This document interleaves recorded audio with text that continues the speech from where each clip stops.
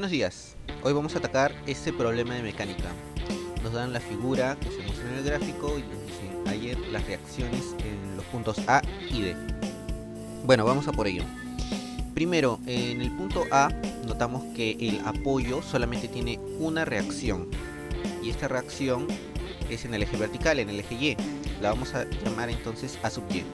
En el punto D tenemos dos componentes de la reacción, a las cuales llamaremos D sub X y D sub Y.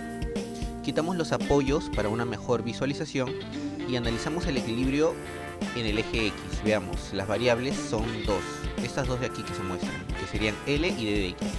Ahora, analizando las fuerzas en el eje Y, tenemos tres variables.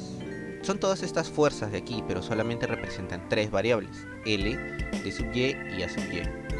Entonces nos quedamos con el eje X, que tiene dos variables. Y aquí analizamos la sumatoria de fuerzas. Sumatoria de fuerzas en el eje X tiene que ser igual a 0. Entonces nos valemos de nuestros ejes coordenados, los cuales nos dicen que el vector unitario en el eje X es positivo Y y el vector unitario en el eje Y es positivo J. Entonces la suma de fuerzas en el eje X sería la suma de este vector de X, que vamos, lo hemos asumido, y hemos asumido también la dirección. Recordemos que un vector tiene una componente que es un módulo y la dirección que está dada por su vector unitario. Entonces, como aquí lo consideramos como un vector tal cual, solamente colocamos D sub X. Le sumamos esta otra fuerza, pero de esta otra fuerza lo único que nos dan es el módulo L, no nos dan ninguna dirección.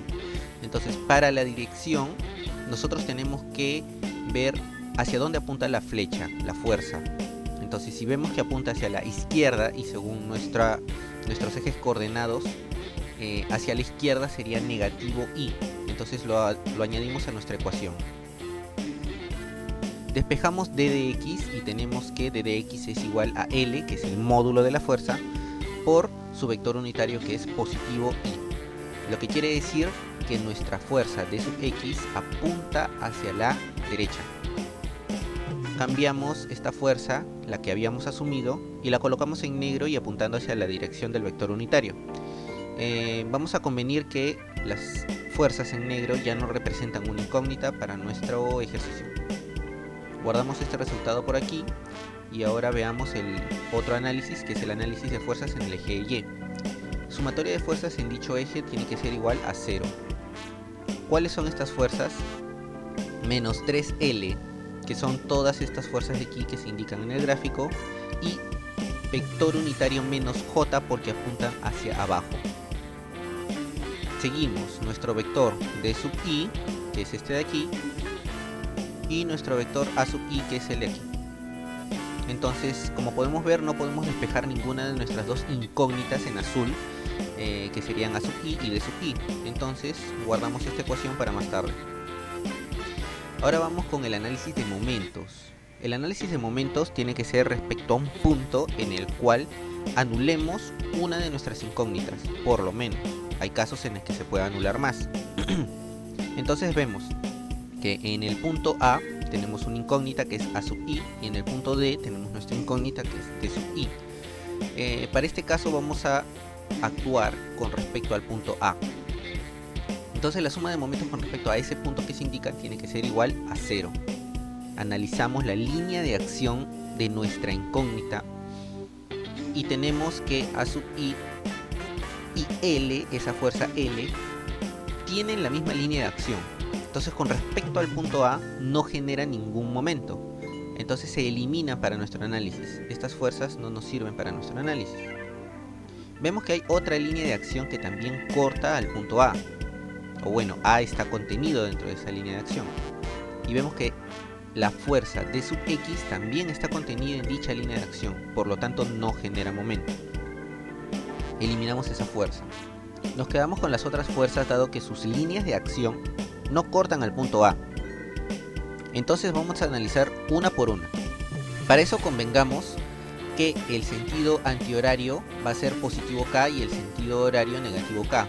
De hecho no es una convención porque esto de aquí es consecuente con nuestros ejes coordenados mencionados anteriormente. tenemos todas estas distancias. ¿De dónde he sacado todas estas distancias? Primero, he asumido un valor A general, un valor de proporcionalidad, y solamente le he dado una variable a un lado, en este caso ese 4A, y las demás medidas salen de acuerdo a las razones trigonométricas de los ángulos mencionados, es por eso que te los dan. Ahora sí, analizamos la línea de acción de la fuerza L y la distancia del punto a la recta, y esta recta es la línea de acción de la fuerza L. Entonces tenemos que es 2A. Recordemos que la distancia de un punto a una recta tiene que ser perpendicular. Tenemos que el efecto de esta fuerza sobre el punto, estaremos de acuerdo que lo hace rotar en ese sentido. Entonces, según nuestros parámetros, sería negativo K el vector unitario del momento. Entonces, ¿cómo hallamos el módulo del momento? Fuerza por distancia, que sería L por 2A, acompañado de su vector unitario, porque un momento también es un vector. Entonces sería menos K según nuestro sentido horario. Ahora analizamos la segunda fuerza, que sería esta de aquí, su línea de acción y su distancia del punto a la recta, que es esta de acá, a raíz de 3. Entonces recordemos que tiene que ser perpendicular. El efecto de esta fuerza sobre el punto A lo hace rotar en este sentido, que es antihorario, por lo tanto su vector unitario es positivo K. Lo añadimos a nuestra ecuación. Ahora analizamos nuestra última línea de acción, que es esta de aquí, la cual contiene dos fuerzas. Analizamos una por una. Entonces, primero esa fuerza de módulo L tiene una distancia del punto a la recta de 8A. El efecto de esta fuerza con respecto al punto lo hace rotar en este sentido, que es horario. Por lo tanto, su vector unitario es negativo K. Podemos sumarle entonces nuestra magnitud, que sería fuerza por distancia L por 8A, y su vector unitario positivo K. Continuamos. Entonces, para nuestra última fuerza, que es sobre la misma línea de acción, por lo tanto va a tener la misma distancia del punto a la recta, que es 8A, vemos que el efecto de esta fuerza sobre el punto lo hace rotar en este sentido, que es antihorario, por lo tanto su vector unitario es positivo K. Lo añadimos a nuestra ecuación y lo igualamos a 0. Entonces regresamos todas las fuerzas que teníamos con anterioridad, eliminamos el factor de proporcionalidad que no afecta a la ecuación, y nos queda esta ecuación en la cual tenemos dos variables. Despejamos una de ellas, que es DDI, ojo que es módulo. DDI es módulo, no es vector, por eso no tiene la flechita arriba de la simbología. Entonces el factor que acompaña a L, 10 menos raíz de 3 sobre 8, es positivo. ¿Qué nos indica esto? Que la dirección que habíamos asumido para nuestra fuerza o componente de la reacción en D está correcta, por lo tanto lo pintamos de negro porque ya no representa una incógnita. Si apunta hacia arriba, según nuestros ejes coordenados, tiene un vector unitario. Ese vector unitario es positivo J. Y nuestra reacción o componente de la reacción en D, DDI, se vuelve un vector, por eso ya le colocamos la flecha. Regresamos a nuestra ecuación que habíamos guardado con anterioridad y podemos despejar ahora D sub I. Si lo despejamos tendríamos esta ecuación y notamos que también son solamente dos variables, A sub I y L. Entonces podemos despejar A sub I en función de L, y como ya están los vectores unitarios no es necesario verificarlo del signo, ¿cierto? Entonces tenemos positivo J.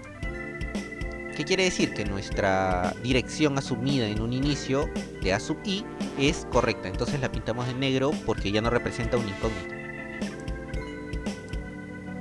Es así que hemos llegado a resolver nuestras tres incógnitas de un inicio. Entonces, ¿cómo proseguimos? El ejercicio nos pide ya las reacciones en A y en D, y tenemos en cuenta que una reacción es una fuerza. Entonces, analizamos primero la reacción en A. si analizamos la reacción en A, solamente tiene una componente. Entonces es una fuerza, por lo tanto la reacción en A es igual al A sub I, que ya lo habíamos hallado con anterioridad. Solamente reemplazamos y obtenemos la reacción en A. Por otra parte, en el punto D, tenemos que le habíamos asumido dos componentes en esa reacción, pero no podemos poner dos componentes como resultado, por separado. Es una sola fuerza, y la fuerza es R sub D. Entonces, es la suma vectorial de las dos componentes que hemos hallado con anterioridad, que son estas de aquí. Entonces lo único que hacemos es reemplazarlas en la reacción R sub D. Y así es como obtenemos las reacciones en A y en D. Bueno, si te ayudó el video, por favor deja tu me gusta. Y si conoces a alguien que necesite de este video para sus parciales, sus finales, sus prácticas, compártelo. Lo ayudas, me ayudas, nos ayudamos todos. Muchas gracias, hasta la próxima.